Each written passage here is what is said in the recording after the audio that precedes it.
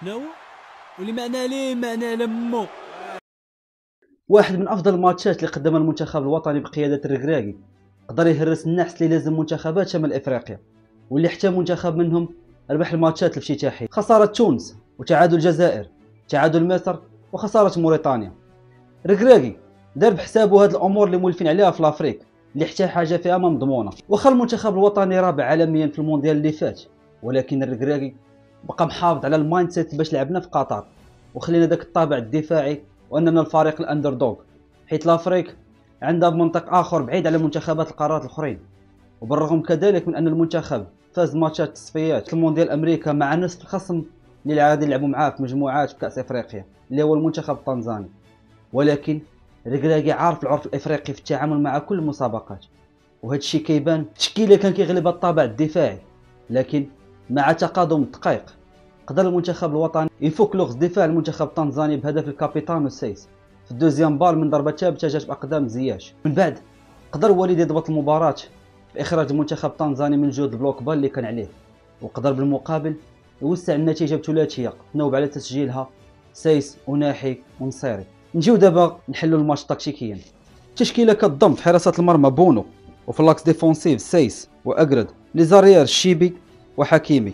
في الميليو كنلاحظوا جوج ديال لي بيفو املاح امرابط كيتقدمهم اناحي اللي كيمثل الميليو اوفونسيف في التشكيله. في الشق الهجومي زلزولي زياش ونصيري كومبوكس سترايكر. في المقابل تشكيله تنزانيا كتعتمد على الجو ديال البلوك با، خمسه في اللاكس ديفونسيف كيتقدمهم جوج ديال لي بيفو حتى لثلاثه، واحيانا الاظهره كذلك كتحول الشق الدفاعي لاجل المؤازره الدفاعيه، وحتى من البوكس سترايكر كذلك.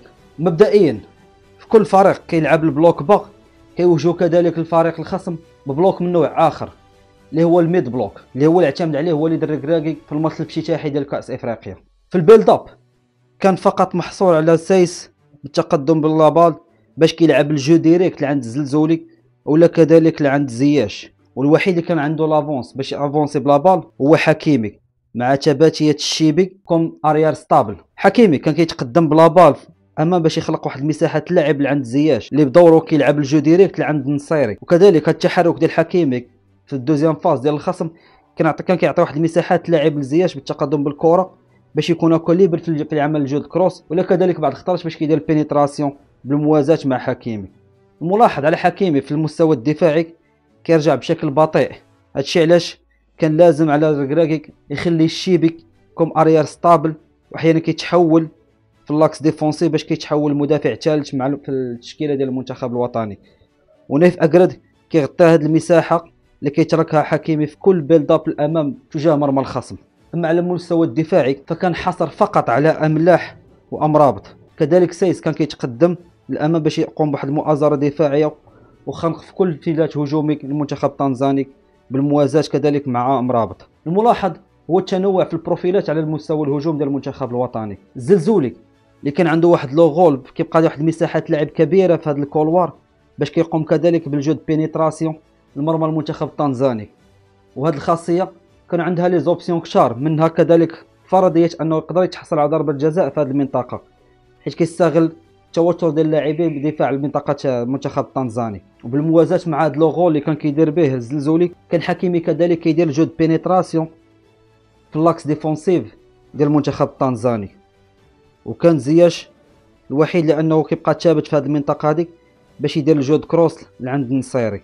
هذا التنوع في البروفيل في الشق الهجومي ديال المنتخب الوطني عطى واحد المحاولات في البدايه ديال البريمير ميطا، لكن النصيري كيضيعهم. هذا التنوع في البروفيل الهجومي عند المنتخب الوطني عطى كذلك مساحات لعب الاناحي باش كيلقى مساحات لعب في هذه المنطقه هذيك باش كيعطي كذلك مساحات لعب عند حكيمي اللي بدورهم كيتحولوا ثلاثي هجومي في هذه المنطقه ديال الكولوار، كيدوروا هكا لابال كيدوروا لابال بيناتهم باش يخرجوا المنتخب التنزاني من داك البلوك البال خانق على النصيري، باش في المقابل كيعطي واحد المساحه تمرير عند النصيري اللي كيبحث على ثغره في الدفاع ديال المنتخب التنزاني، لكن كيكونوا بعض المحاولات ولكن كيضيعهم النصيري. مع تقادم دقائق وبواحد البال اريتي ديال زياش غادي ينجح انه يسجل بالهدف الاول من واحد دوزيام بار غير متوقعه من سيس، غادي يقدر يسجل بها الهدف ويعطي التقدم للمنتخب الوطني. هذا الشيء اللي غادي يخلي مستر كولاسة مدرب المنتخب التنزاني غادي يخرج المنتخب التنزاني من البلوك بال اللي كان كيعتمد عليه كونتر المنتخب الوطني،